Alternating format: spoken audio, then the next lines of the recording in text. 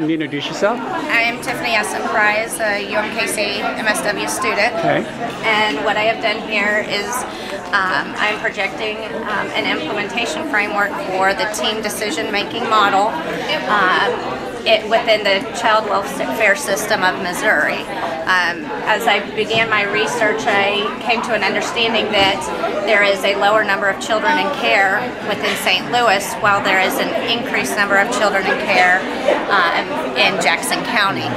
When comparing demographics, they have much the same. And so I looked at what is St. Louis doing differently, and they are using a systemic model of practice called the team decision-making model, and that is where you bring in, prior to a child being removed from their families when there's a safety concern, they're bringing in the family, community members, and they all come together to create the safety net for the child.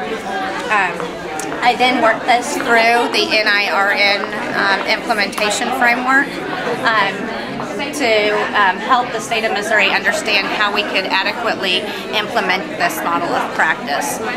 Taking it from the exploration stage, where there would be an assessment of understanding the different characteristics within each community, making sure that we are matching, that the community matches the target population that we are trying to serve.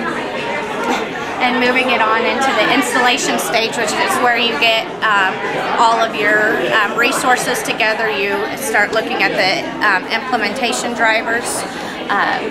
Implementation drivers consist of a competency driver, a leadership driver, and an administrative driver. Within each one of those, they have to work together within each of the different stages for implementation. So I could go on and on, but essentially the initial implementation is when the boots hit the ground running and